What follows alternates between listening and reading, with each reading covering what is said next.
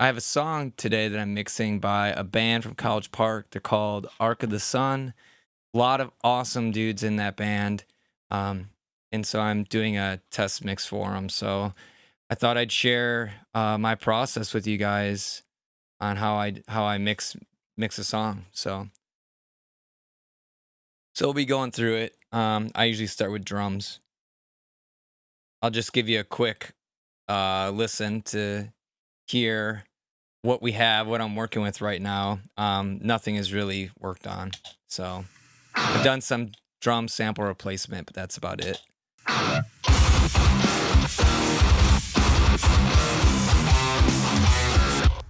So it's pretty heavy, pretty awesome. um, so basically, what I like to do when I start is I just go through and I'll just get a good balance and then get my panning set up. So I'm gonna do that right now. So these are hi-hats.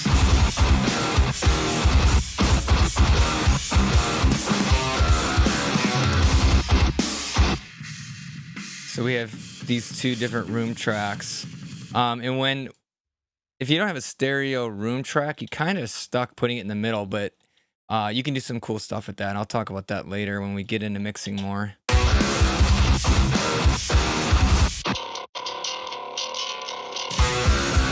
So that is not how it normally sounds. That is my template messing that up. There we go.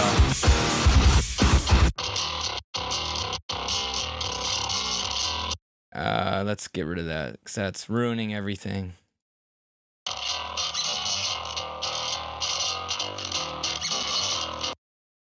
Man, there's like no bass to that. I don't know why. Oh.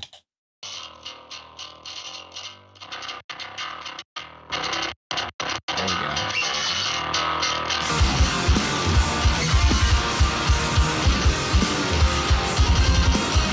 Dave, what's up, man? Sorry I totally blew it the first time with my poor sharing abilities. Man, I can say that right off the bat, though, the engineering on this song is so awesome.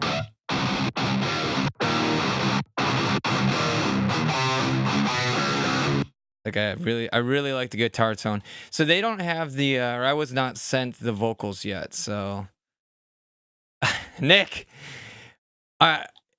my hair is gone, man. I shaved my head. People don't take me too seriously, so I shaved my head. Now I demand more respect.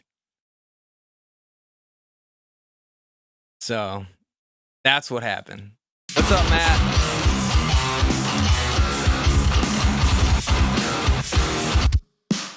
So you get the idea. So we just have two guitars. We have lead guitar, the drums, and then, like I said, I don't have any vocals yet.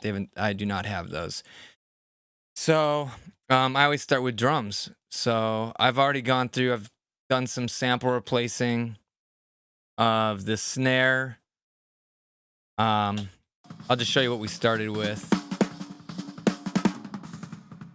So it sounds like this. I'm using a multi-band compressor, but I'm using it in an expansion mode, which is really nerdy way of saying I'm trying to clean up the track because there's a lot of bleed. There's a lot of crap behind it. So you can hear there's like all this room.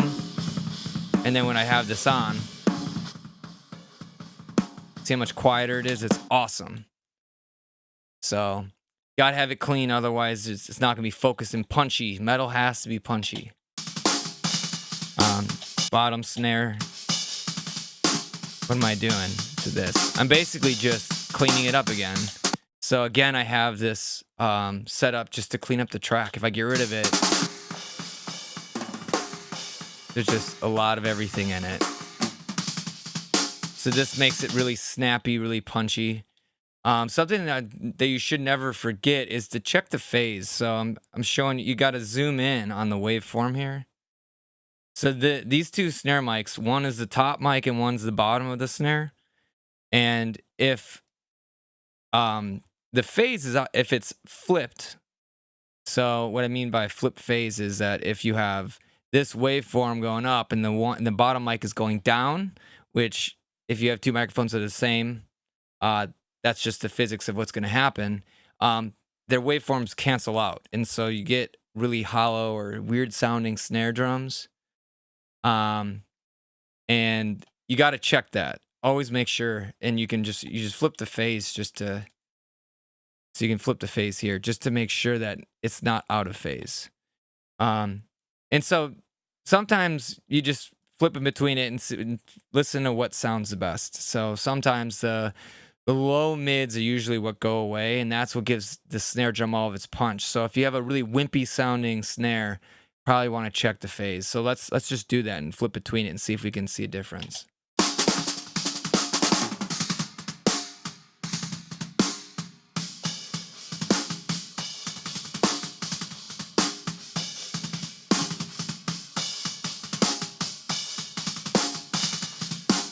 So with it flipped, it sounds pretty good.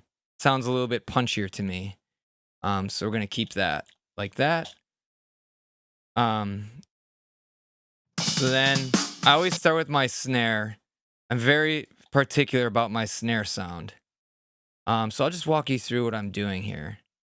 So I send these two tracks to a group track, and then I'm just doing some sample replacement. So once I get a good sounding snare, I'll go and augment it with a sampled snare. So this is what we have, what I've chosen. I'm using Steven Slate drums. I like it for metal. It sounds pretty gnarly. Really punchy. Sometimes they sound too punchy and they can come off as really fake sounding. So you really have to dial the mix back. So the big takeaways from my snare sound is I like a lot of room in the snare track. And the reason is that it makes it sound huge. I like my mixes to sound big, like larger than life. So if you want a wimpy snare sound, don't come to me to mix your music. So, yeah, so I do some sample replacement, but I do leave a little bit bleeding through from the original tracks because it gives it some vibe from the recording.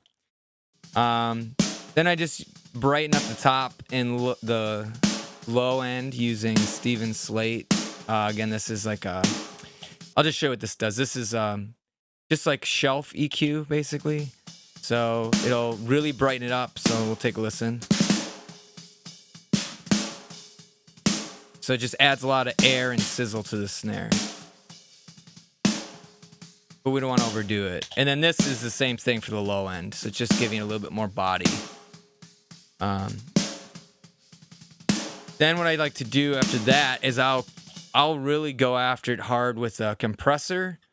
And what this is doing is it lets, when the snare hits, the signal comes in the compressor and it tells it, okay, decrease the signal by so much. And so it keeps it from jumping out and being too loud and spiky. So I use this compressor to kind of tame that initial snap.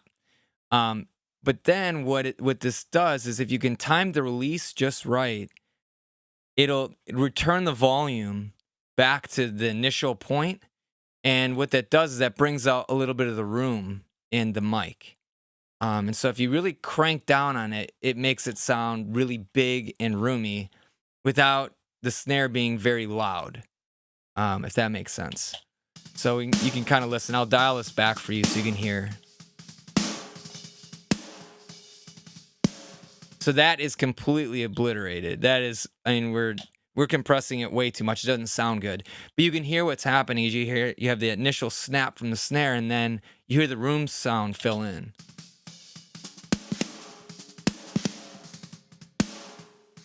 So then you just dial it back to taste.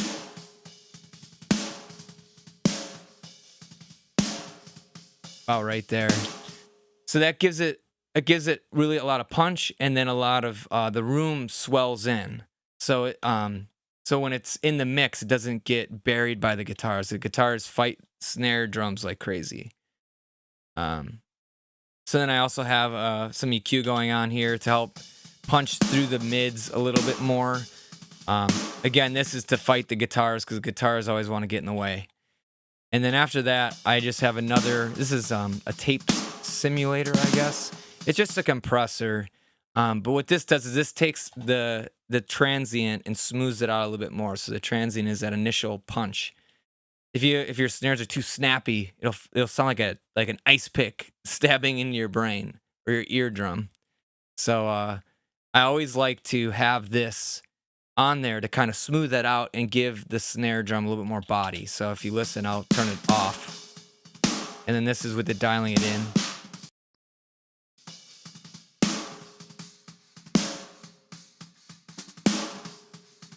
So it's not as pokey anymore, and it has more like fatness to it. So the last thing, I just clip the track. So this is basically just cutting off anything that goes above a certain level so that it's loud and aggressive.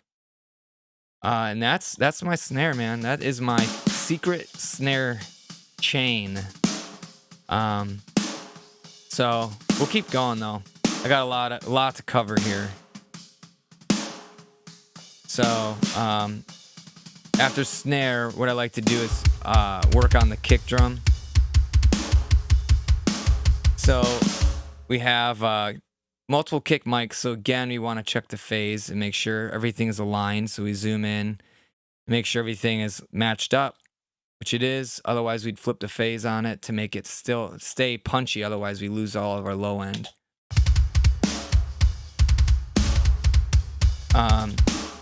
Again, what I like to do is sample replace the kick. And in this case, I have it almost completely replaced. I have it completely replaced. Again, I'm using some Steven Slate stuff. This is an interesting combination of samples. I'm using like a black metal kick sample, which I don't normally do, but it just seemed to work for this song. But I also like to put in room samples with the kicks because it sounds more natural. If you just have the direct kick sound and sample, it sounds fake. It sounds like a drum machine. And this is definitely played by a real drummer. So, yeah. So they also gave me a kick out mic, which I usually don't ever use, but it has a cool sound sometimes. So, I wanted to keep that in there because it makes it sound real. It picks up a lot of the room. It's got a lot of weird low mids to it. But we'll see if it makes the cut because it might get too muddy. So that is like the foundation of my drum sound. So at this point, now we're going to just we're going to take care of some of these cymbals. So, usually I like to clean up the drums a lot.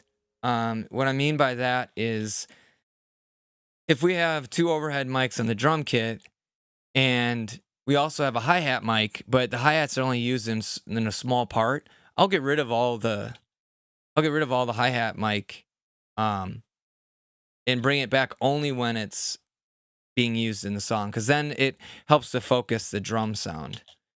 So actually, we're going to do that right now. So I'm just going to go through and edit out anywhere there is no hi-hats being played.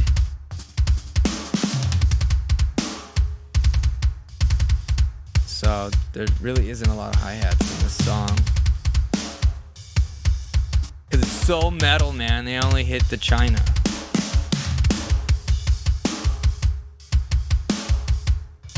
I still haven't found any hi-hats. Man, there's a lot of... It's almost like you didn't even need the microphone on there, guys.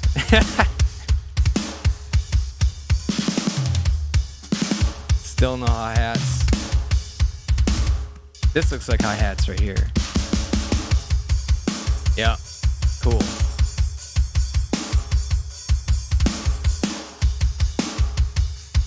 All right.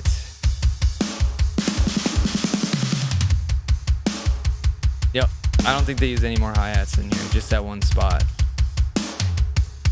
All right, So that's it. I'm just muting all the hi-hat track. This will help keep it focused. Cool. All right. What other tracks we have? So we have this China track, which is a type of cymbal. It's a very aggressive sounding cymbal. Yeah, it's that.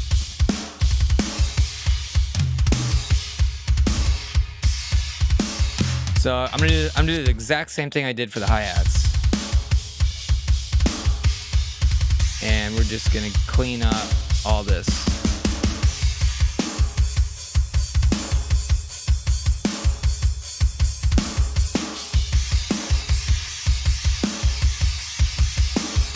Awesome. So yeah, they love that cymbal.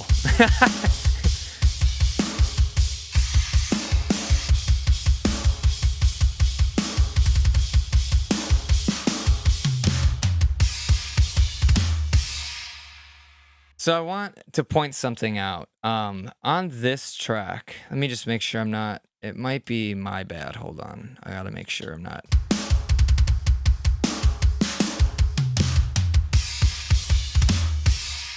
Okay, never mind. Never mind. I was gonna say it sounded like the microphone was too close to the cymbal when they recorded it, because this is like a washing kind of sound to it, but that was just my limiter wasn't set correctly.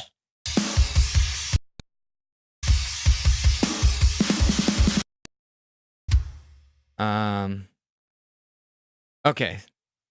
So what I'm doing right now is I'm just gonna kind of go through and make sure that this track is as clean and defined as possible. Okay, a big part of the drum sound is just having very clear drum tracks. So you can hear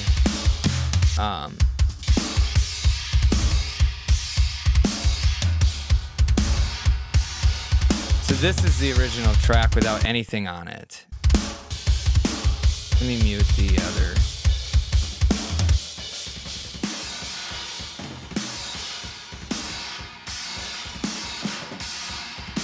So you can hear how, so actually the microphone is probably a little bit too close to the cymbal, because you get this weird washing effect where the cymbal is moving when it's being hit. And so the sound that's recorded kind of swells and has that sound.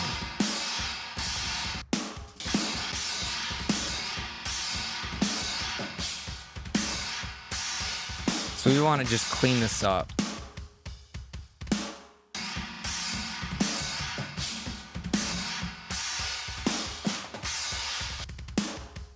Okay. Yeah, there's not a whole lot I can do with that, other than turn it down. But let's see. So it sounded pretty good so far. What I'm gonna do is I'm actually gonna move that EQ onto the China track itself.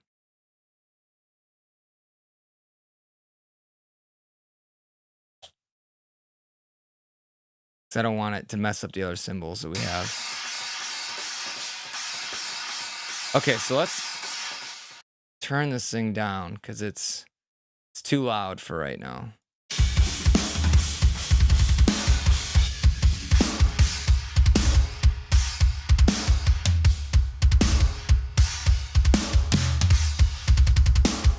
Okay, so what I'm gonna do is I want to make that a little bit more consistent sounding.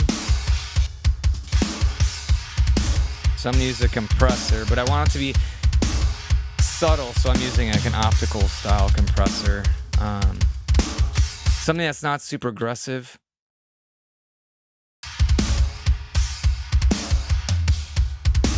And depending on if I can't get it level enough, I might just use a limiter. That usually is the most transparent sounding. So, James, what's up, man? You made it back.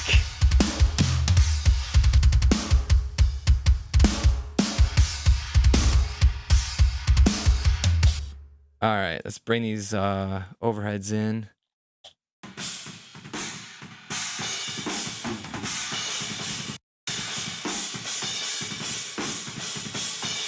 So I've already gone through and done some cleaning up. I'll show you just before and after. So I got rid of, there's a lot of weird ringing in these overheads. And then some of these in the mids here, it gets really muddy sounding. So you always have to scoop out some of that in your overheads.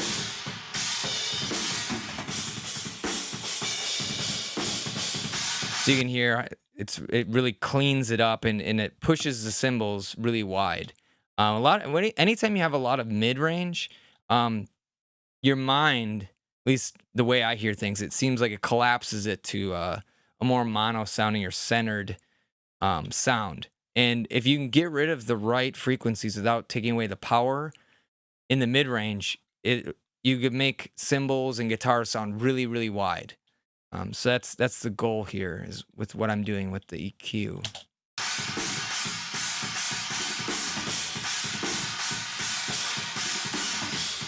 Okay. Let me just copy this over.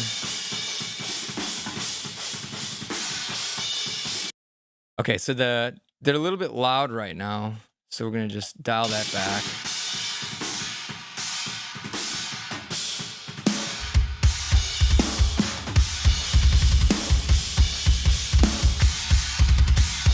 Okay, so I'm gonna bring these probably down to. They need to be quiet, man. Cymbals, if they're really loud, it just takes over everything. Yeah, that sounds a little bit better. We still have to bring in these room mics. And I'll show a cool trick in a little bit on what I like to do to help glue the drum kit together using a mono room mic.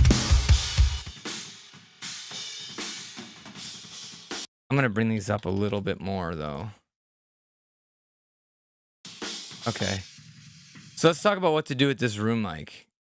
What I like to do is, first I find annoying ringing sounds from the cymbals and then kill those. And then I'll compress the crap out of the signal as much as possible. And what that does is that brings up like the roominess of that track.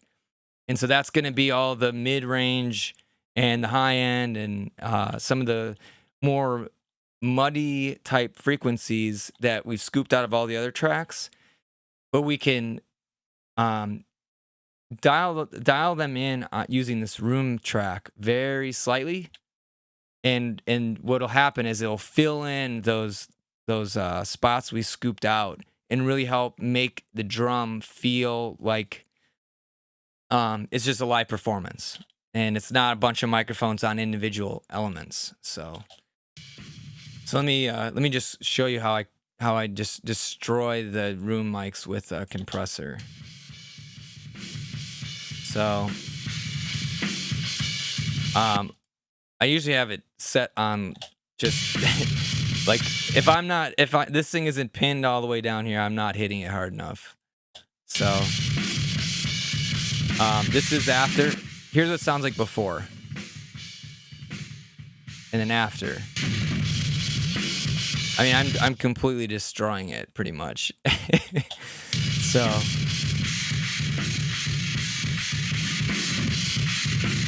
and then what I also like to do is dial the attack, make the attack really slow. What that does is that lets the initial drum hit come through before it crushes everything away. And then the release is really fast. So then that lets the volume go back up as fast as possible. So you get that huge roomy sound to it. Where it sounds like the drummer is hitting the drums with tree trunks.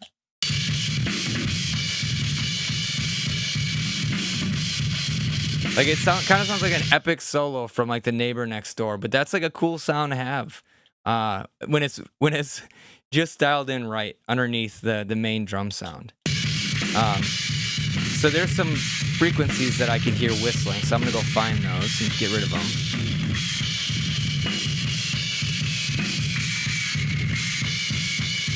Right here.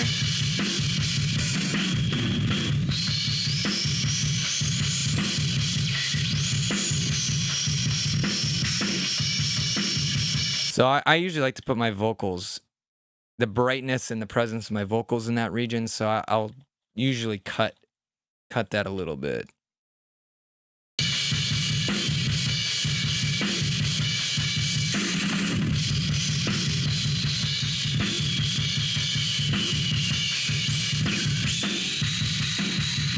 I'm still trying to get used to this. I have a trackball, one of these mice now. So I'm not the best with it yet, but bear with me.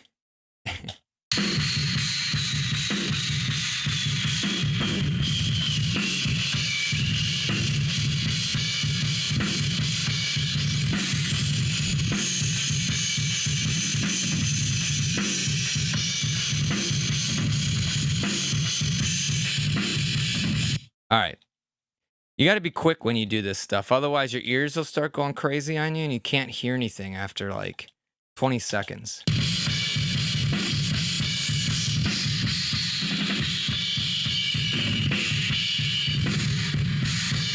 All right, so now we got to get rid of this mud and then we got to move on. Otherwise, my ears are going to break.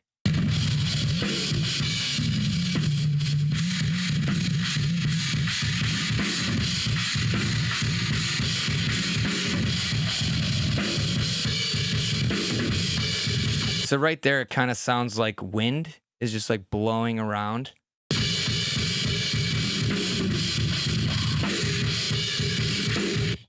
We got to get rid of that crap. That's just making things not sound defined. And it's eating up space for the guitars too. Okay, good enough. We'll come back to it if it sucks later. All right, so then what I like to do is I just turn this thing all the way down. And then I'll dial it up to help fill in the drum sound. So let's play everything together.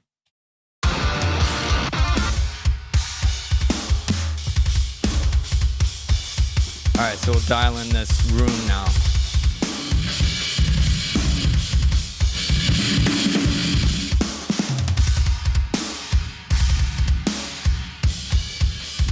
So I can hear right away that I need to get rid of a lot of low end. There's way too much of it in there still. So I'm going to do that right now.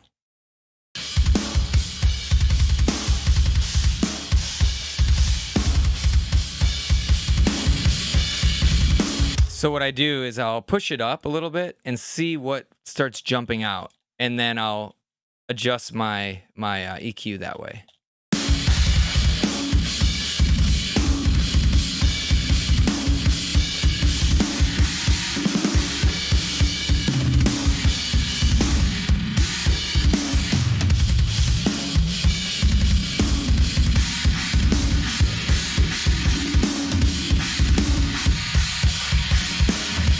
There. Okay, so then we'll push it up a little bit more. So now we're starting to get some harshness up here.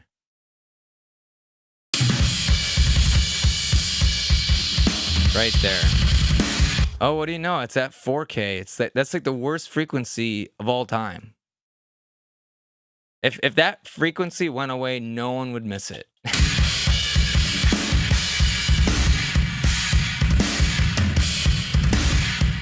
Okay, we're getting close. There's still a little bit. I'm gonna do a high pass filter, and because we just have too much low end here.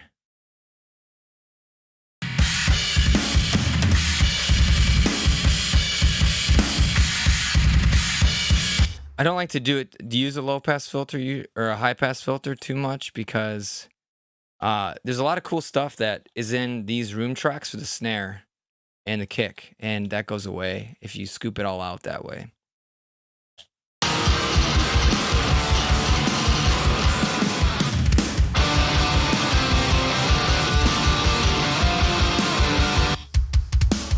All right, it's starting to come together.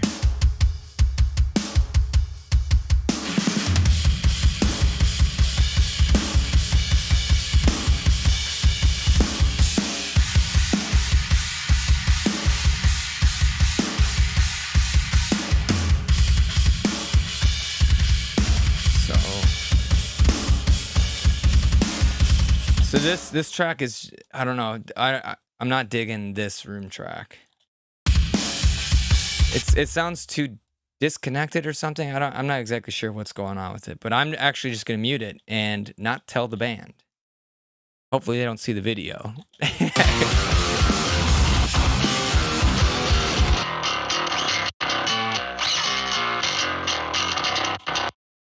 So this bass sounds pretty awesome, but let me bring the low end back. Okay.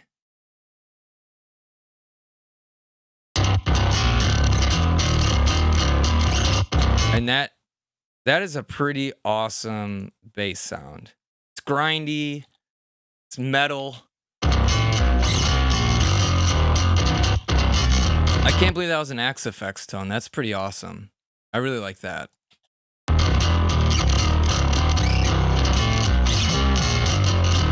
It's got huge low. This is awesome.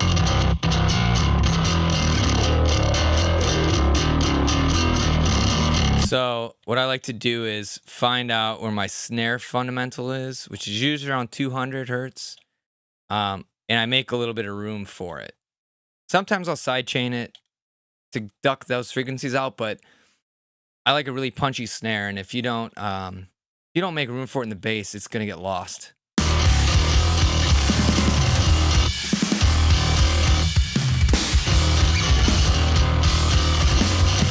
Okay, so now the next challenge is gonna be, how can we get the kick drum to sound punchy when the bass is so fat? So there's a few things we can do. The first thing is just to set our filters correctly, so we can roll off different ranges in the low end for the different instruments. But with metal, sometimes you just want a huge.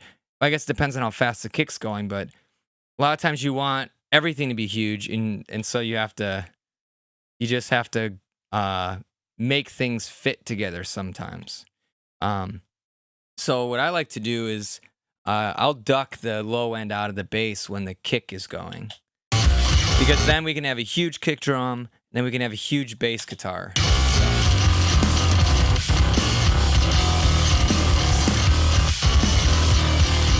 All right, so I'm going to. We'll start with that. Let's dial in a good crossover.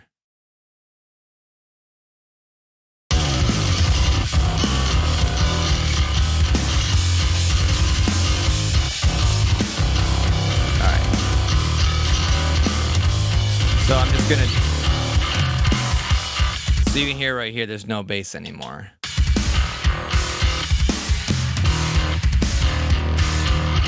So I'm gonna find a good spot where it's nice and fat, but it's not too extended, because that kick drum usually is gonna go below the bass.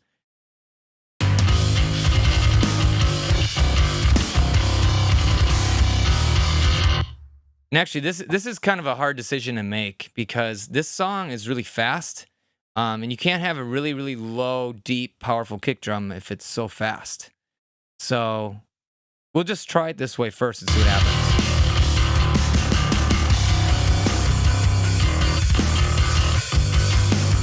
Okay, so that is a good spot where we're getting rid of the deep, super subby stuff, but it's still fat and big.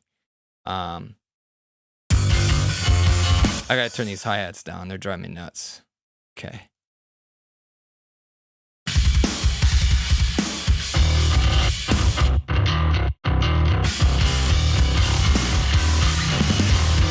I mean, I feel like I don't even need to do much. This bass is awesome.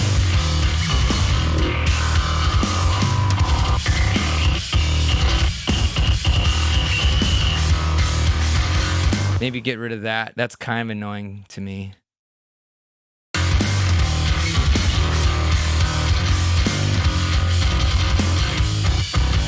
Okay, and then the last thing I'm gonna do, I always like to check the frequencies in the between 200 and 600, because the vocals like to sit there, and that's like the warmth in the voice, and you can just totally collapse like a wide image, like stereo image, if you don't get rid of that crap in the bass.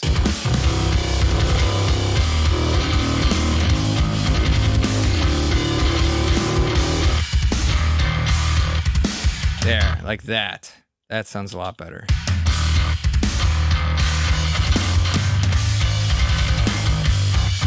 So check this out. I'll take it out, and you can hear how it really makes the bass more defined. So this is with it on,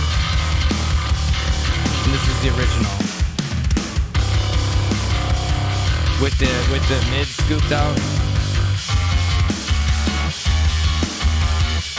and then back to the original mid scoop. Just sounds way bigger. It's way more focused. And then that gives, again, more room for the snare and the guitars to come in. All right, let's check out these guitars.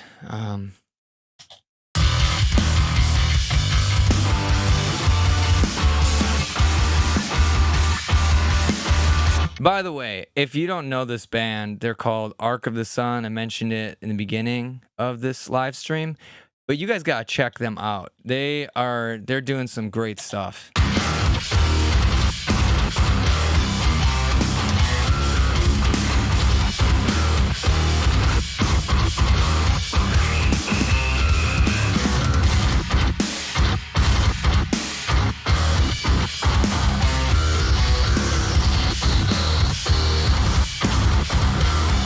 So I'm just gonna go pretty quickly and just start getting into the flow, and then I'll explain what I'm doing in a second.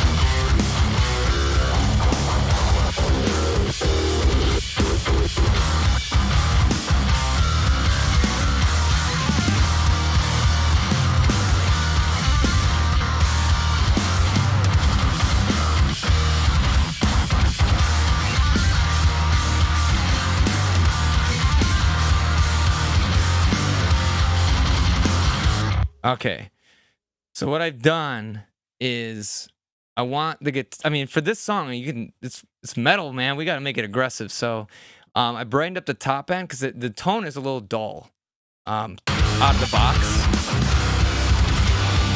So if we just listen to it, but that sounds awesome, but it's just a little bit dull. We want it to really pop up.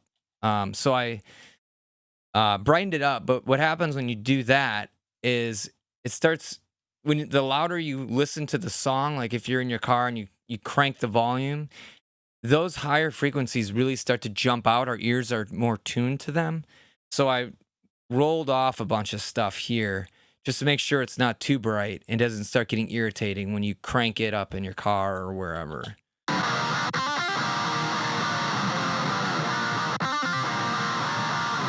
Because that right now it's borderline possibly too screechy, too bright.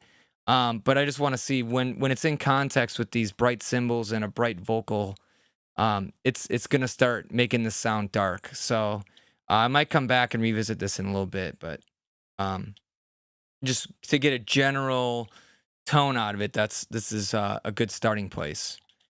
And since it's a distorted guitar, you really don't need to do a lot of compression or anything. You just mix it and just make sure it sounds clean. I do have a multi-band compressor.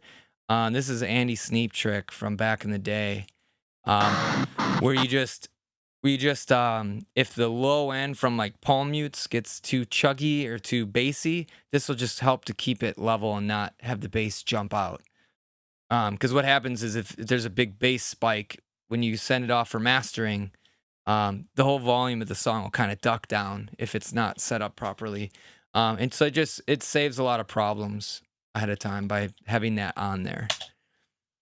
So let's do the same thing for the right guitar. Now I think they're the same guitar tone.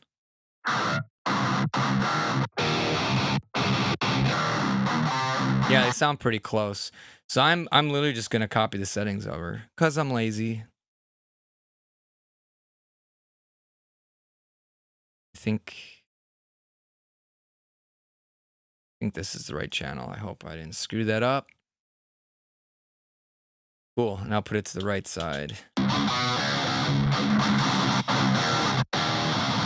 Actually, it's a little bit different. You can hear it in the low end. So I'm gonna go and find the stuff that I'm not digging in the low end and get rid of it.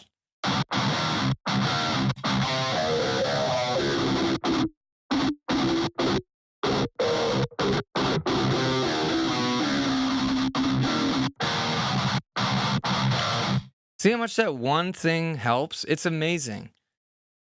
People love to just way overdo EQ and think it needs this magical plugin, but really it's usually just one solid EQ move. Well, and then just to not overthink it. There's still a little bit of mud in there I want to get rid of.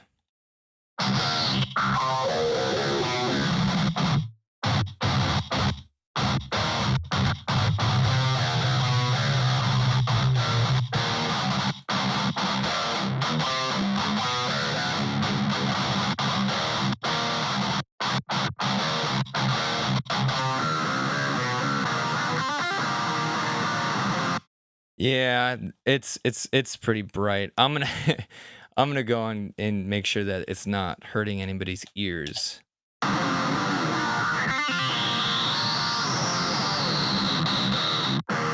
That terrible.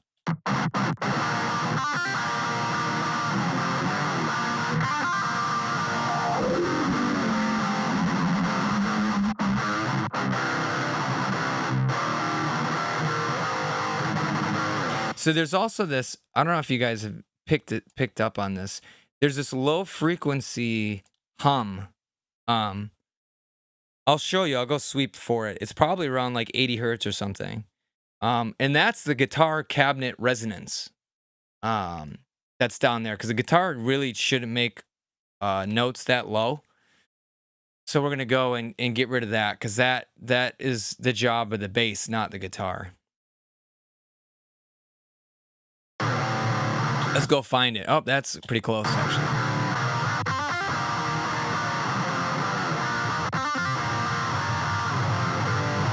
That you can hear it. That needs to go away.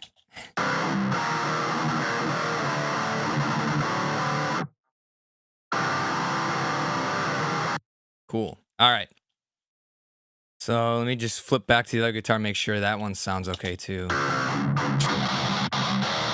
See, this one's, oh.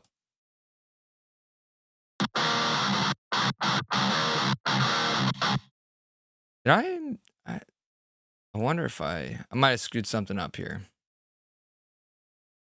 Got to double check something.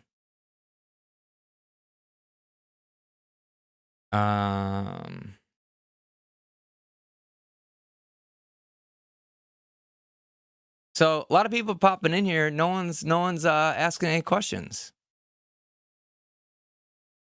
Don't be afraid. I'm not that intimidating.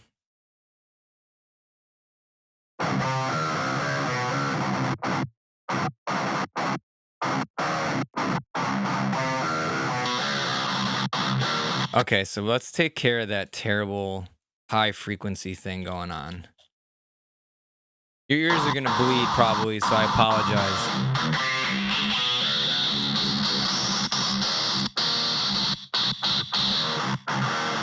That terrible. Listen when that's not in there, when I don't cut those out.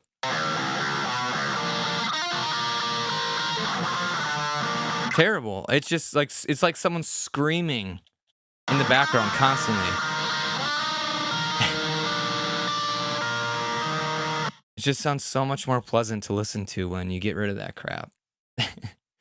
All right, so let's bring the bass in and make sure that we're not doing anything too terrible here.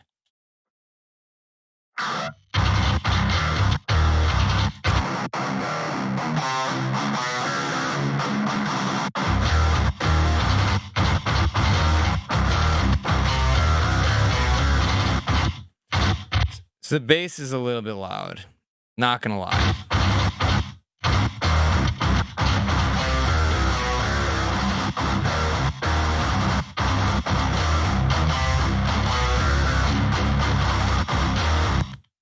Okay. Okay. So that's a pretty huge sounding. I mean, it sounds enormous.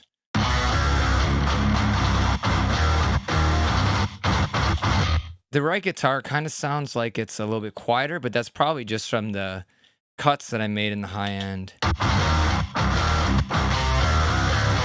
Or my right ear is going deaf.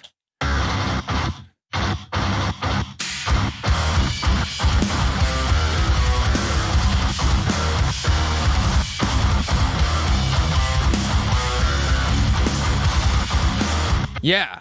See how this is coming together? That sounds awesome.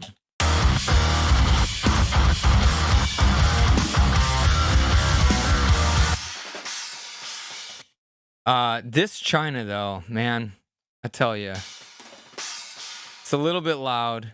Really got to clamp down on it because I try to do as little mixing as possible, and it's only when something is distracting that I try to take care of it.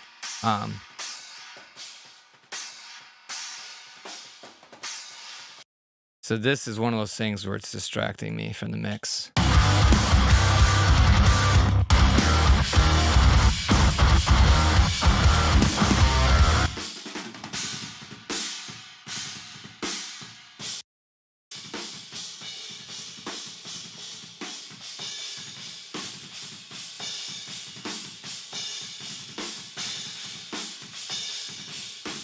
Okay.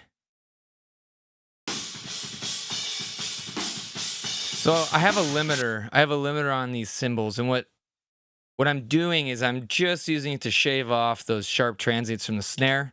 That's basically it. What we can do is if we want it even bigger, we can add in a reverb. So I have this drum reverb. Let's just see what it sounds like if we dial it in. I usually don't like to use this a lot because it can get way out of control really fast, but let's just check it out.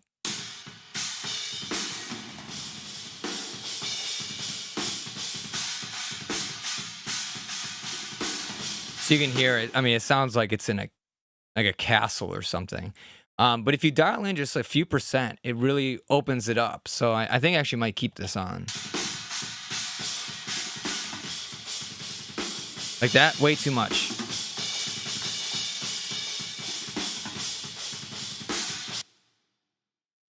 Actually, I'm gonna put a little bit less, probably like 3%. This is, I mean, it's ridiculously small. But I think it'll add a little bit of that like secret sauce on there that where you can't put your finger on it, but it just feels bigger.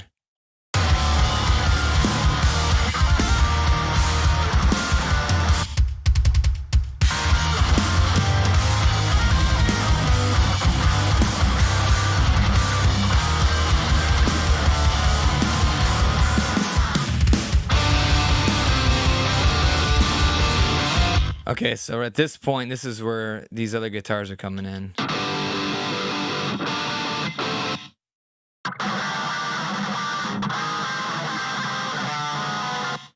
There's still a little something going on there. I'm not gonna get too hung up on it. I'll probably let my ears rest because I'm gonna start making bad decisions. But to me, it sounds like that this guitar is the same as the other one, so I'm gonna just copy and paste the settings over.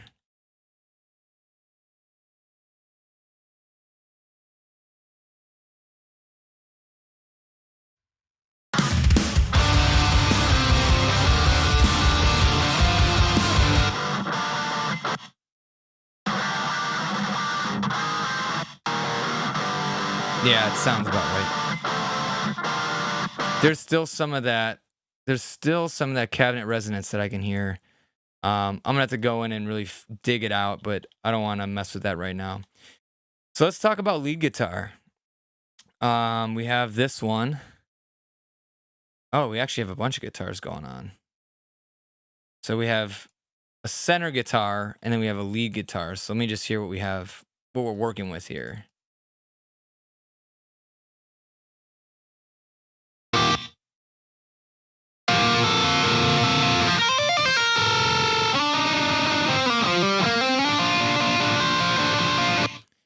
So that's pretty awesome.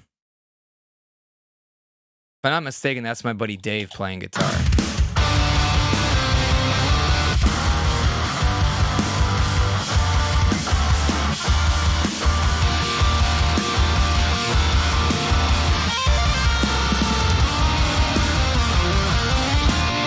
Okay, so here's the trick with the lead guitar. This is kind of counterintuitive, but we put those terrible sounding frequencies back in it, or we don't get rid of them.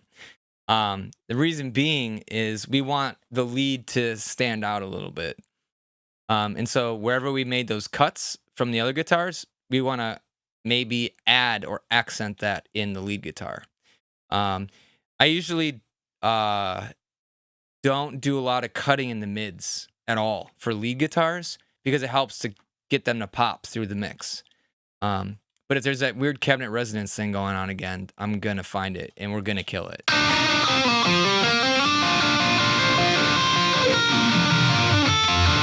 Yeah, so that needs to go. So we'll actually just do a high pass filter and just clear that off.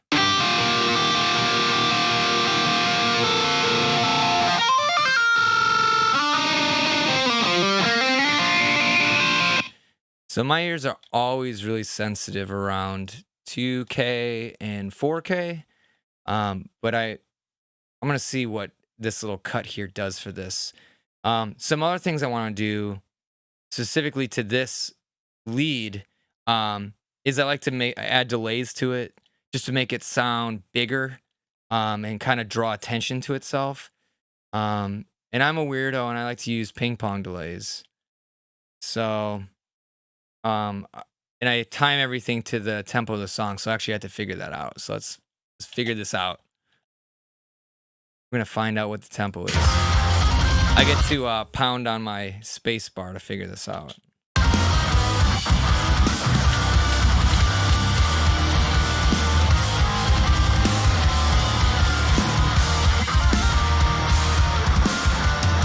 So it's 158. Okay. And hopefully, okay. All right, so now we have it. Now we have the ping pong. What a ping pong delay is it echoes on the left and then the right and then the left. I'll show you. But I love that sound effect for lead guitars and stuff like that. If it gets too distracting, I'll either get rid of it or maybe I can put a faster delay behind just a normal delay right behind it.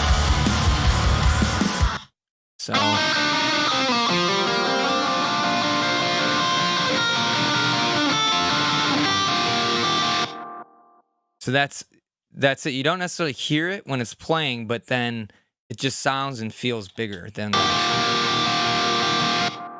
yeah. So that I like. And then I'm gonna add just a quick slap delay to it, and that just gives it thickness. I don't usually use this, but we're going to try it out and see how it sounds.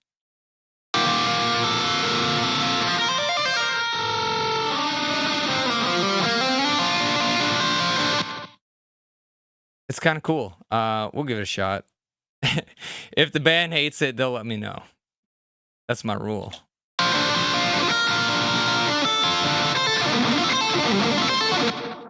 Okay. Now we'll see how it sounds with everything in it.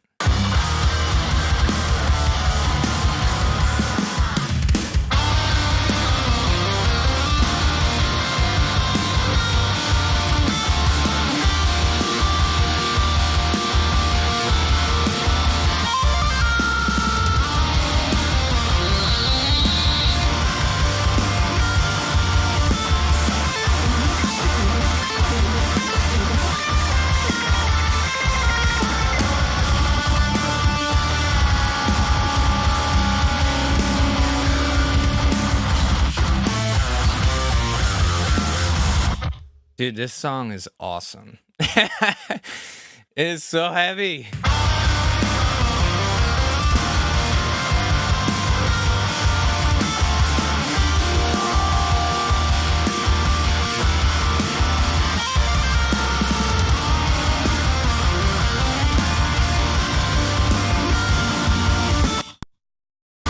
So right in this region, it's these frequencies aren't really necessary for this lead. So I'm gonna dial it back because it's just adding. It's just making the lead guitar not clear. So we really need to make sure that people can hear what all the guitar work that's being done. Um,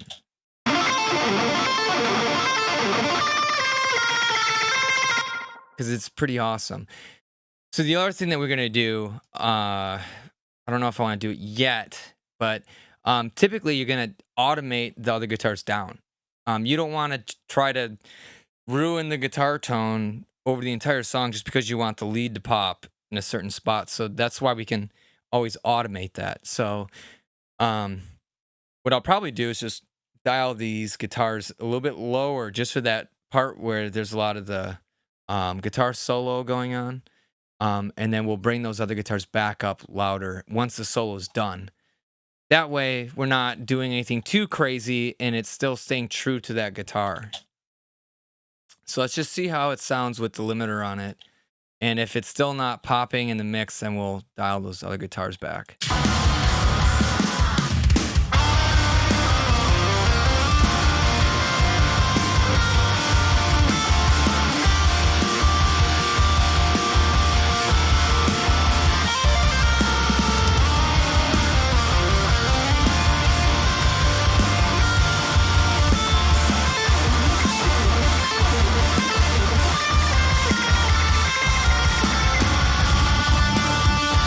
Okay, yeah, it sounds pretty good.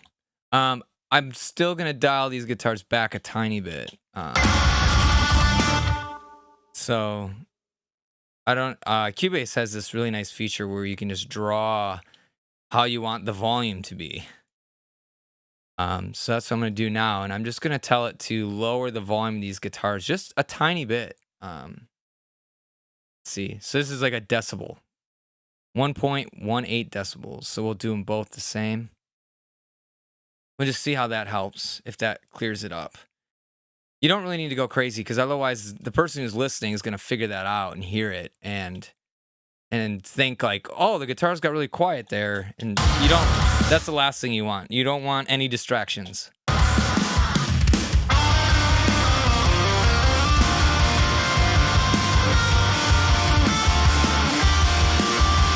But I mean, you can see how just that 1 decibel like really made that solo pop out. It actually might be too much. So let's just go back. We'll listen to it one more time.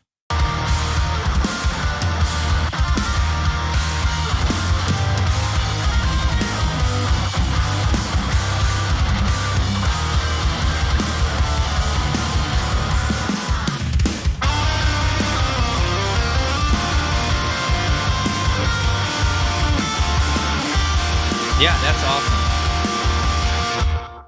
That is awesome. Okay. So we don't that volume is good. I didn't notice or didn't feel like the guitars were lower there. So, yeah, things are coming together. I mean, at this point, honestly, I probably just oh, we got this other guitar here too. Um, but we're getting close to the point where we're just going to send it to the band and let them decide what adjustments they want. Because we'd just be guessing at this point. But we have one more guitar to mix, which is this rhythm guitar. So let me hear what's going on with this. This one is also supposed to be in the center, going underneath the guitar solo. So that's gonna be that is gonna be very tricky.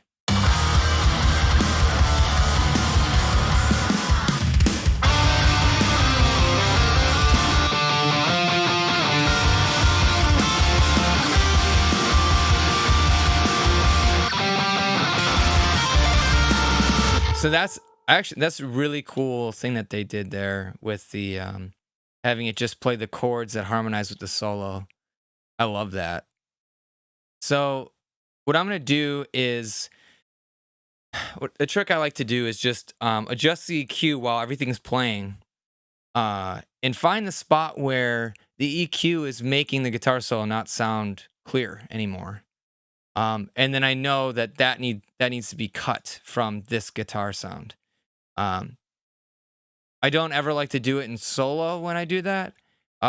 because odds are I'm going to hate the way the guitar sounds by itself, but when it's being played back with everything, it sounds way better.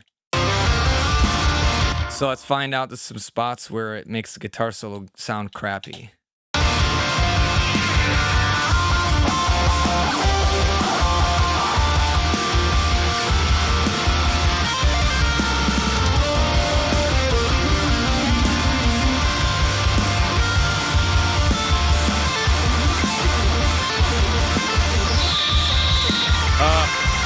Terrible.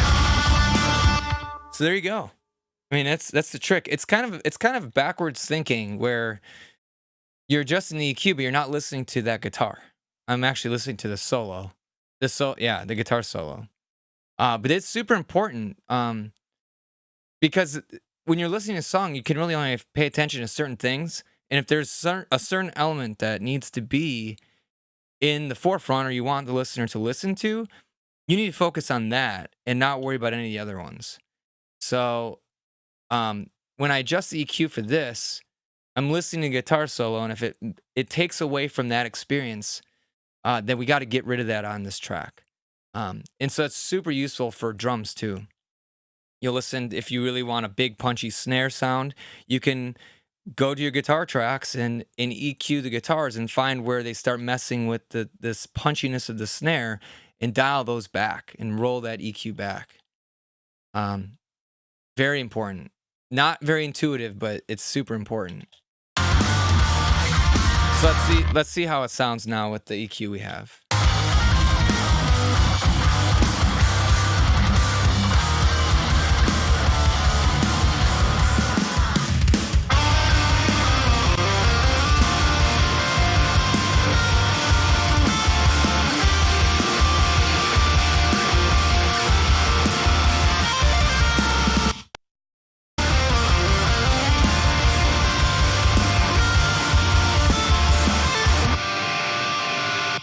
Okay, there's still some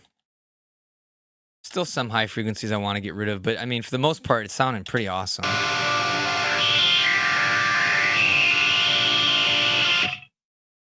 Oops.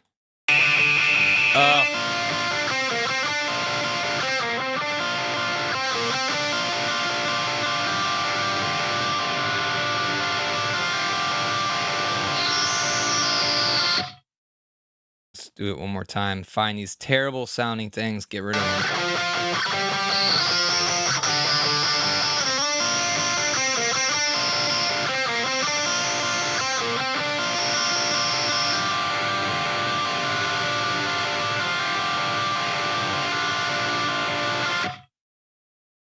All right.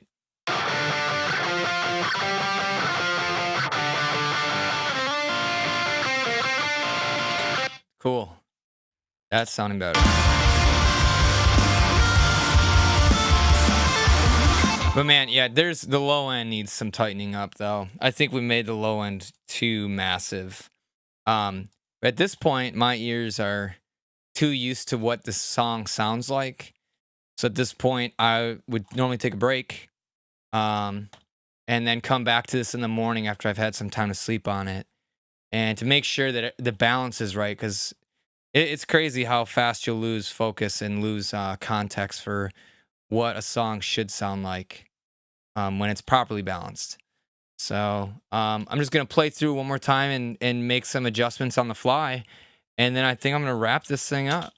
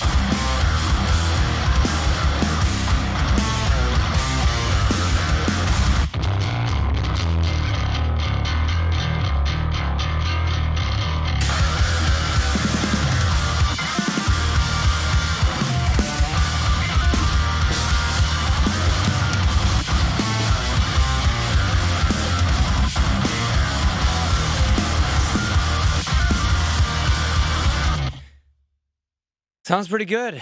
Yeah.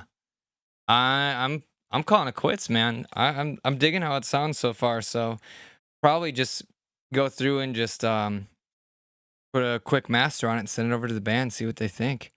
Um, so I'm wrapping this thing up. So if you guys liked it, feel free to come back and come watch this again. I'm gonna be trying to do this every week if I can manage it. And then also don't be afraid to leave comments or say hi or anything. Even after the video is posted online, feel free to make comments. I'll keep track of that. Good questions about something I did, let me know, and I'll be sure to come back and answer it. Or if you want me to do a video on something else, let me know. As if there's a genre you want to hear about, or watch me mix, I'd love to do it as long as I can get permission from the artists. I'm all on board. So, all right, yeah. So thanks again for stopping by, and until next time.